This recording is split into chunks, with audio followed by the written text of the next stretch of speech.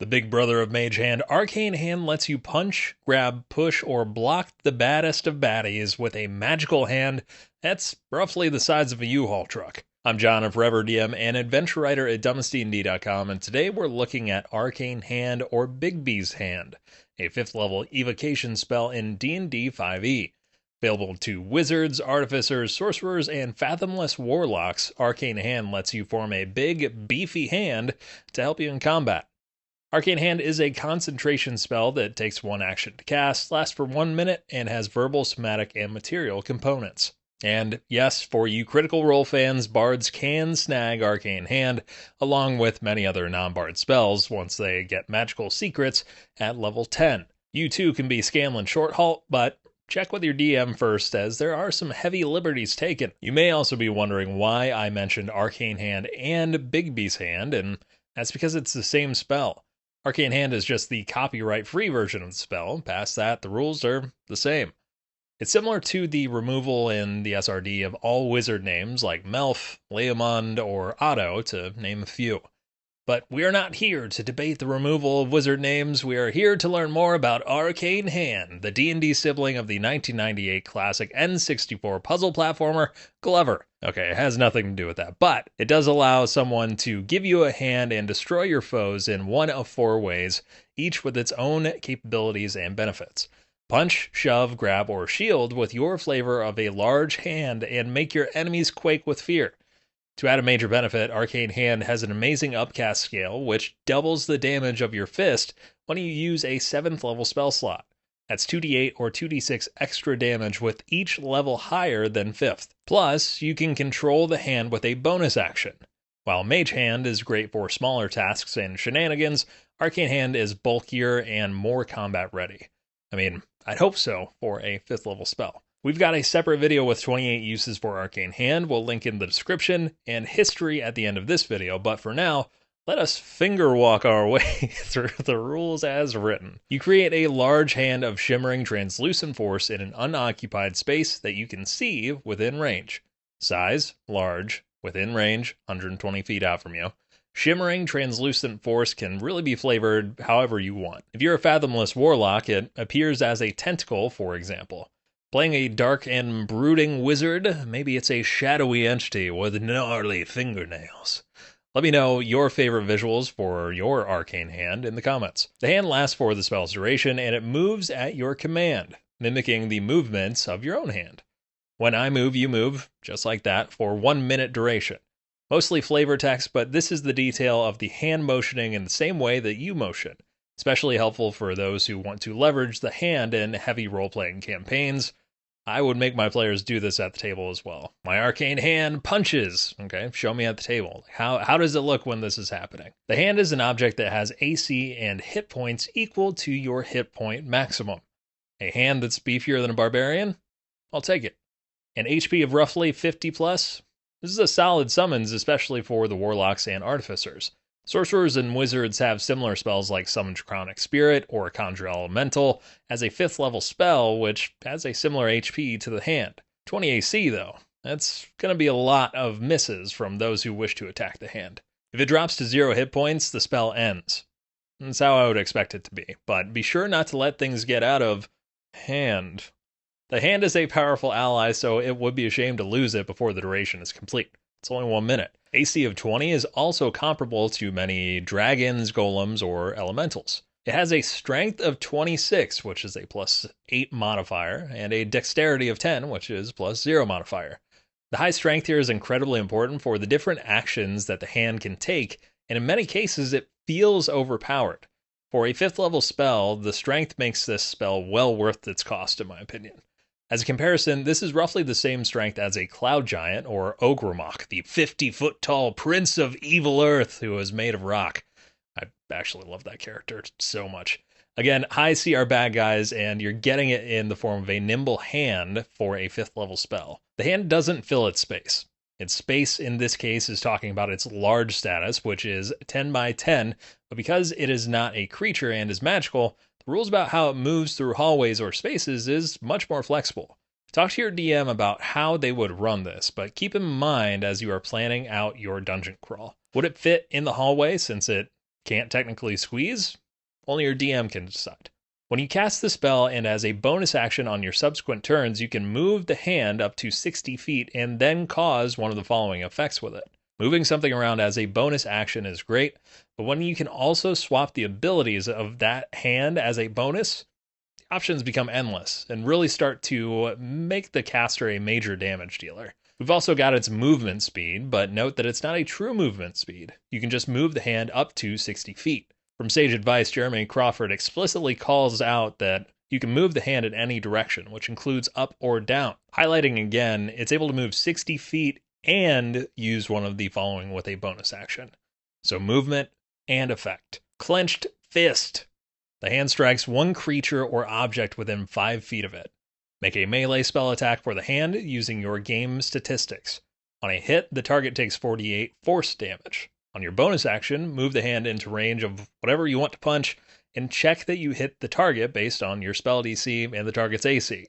If you hit, you'll do so with an average of 18 damage. Important note, this is force damage. No creature in the monster manual is immune to force damage, and only helmed horrors are resistant. That means your damage will be felt in pretty much all situations if it hits. Generally, I would allow Clenched Fist to also be considered open hand, so you can not only punch, but you can also slap. Forceful Hand. The hand attempts to push a creature within 5 feet of it in a direction you choose. Make a check with the hand's strength contested by the strength or athletics check of the target. If the target is medium or smaller, you have advantage on the check. An important clarifier here that Forceful Hand is to be used on creatures, not objects. Specific over general within this ruling.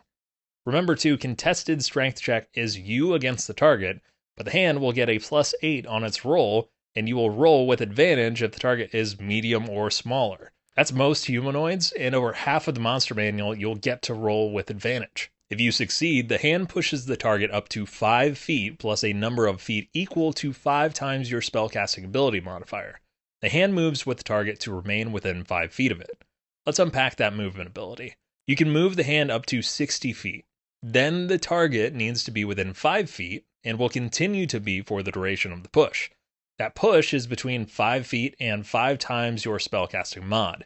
So let's say Rollo the Wizard's intelligence is 16, making their spellcasting mod +3. So 5 plus 5 times 3 is 20, pushing an enemy 20 feet away from you on a contested strength check where you win as long as you're not rolling poorly is pretty incredible. It's like a mega shove with more control. Grasping Hand. The hand attempts to grapple a huge or smaller creature within 5 feet of it. You use the hand's strength score to resolve the grapple. If the target is medium or smaller, you have advantage on the check. Huge or smaller, and must be next to it. Got it.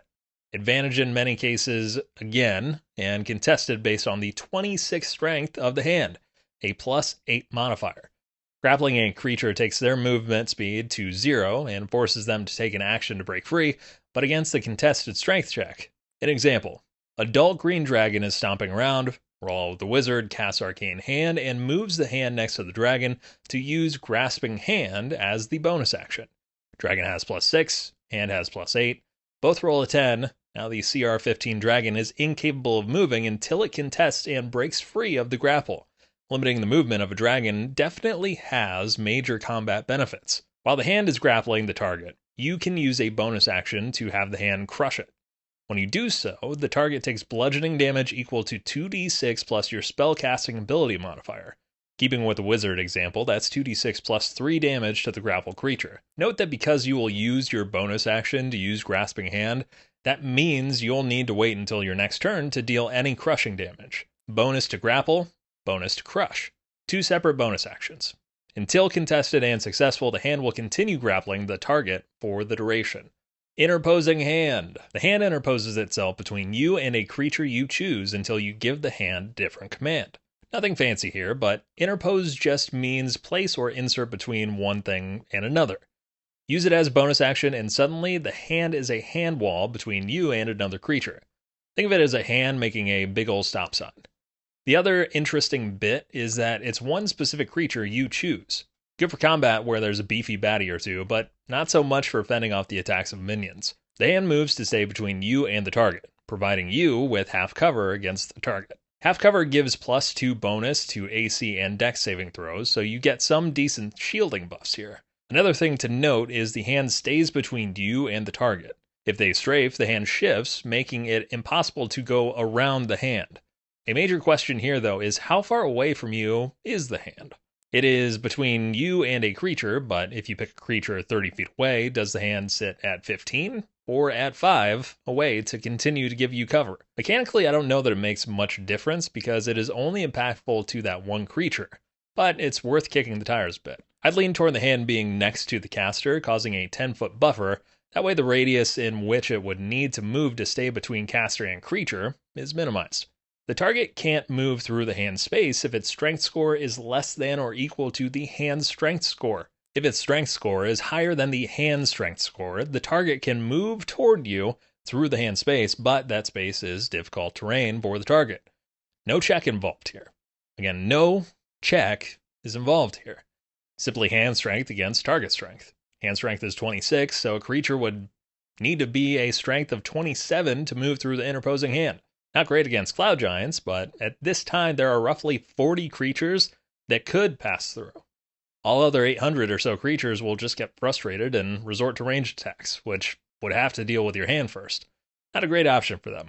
At higher levels, when you cast this spell using a spell slot of 6th level or higher, the damage from the Clenched Fist option increases by 2d8, and the damage from the Grasping Hand increases by 2d6 for each slot level above 5th. The scaling for the upcasting here is fantastic. On the outset, it's not the highest 5th, 6th, or 7th level spell from a damage perspective, but the utility and ability to double the damage with just 2 higher spell slots improves the value of Arcane Hand.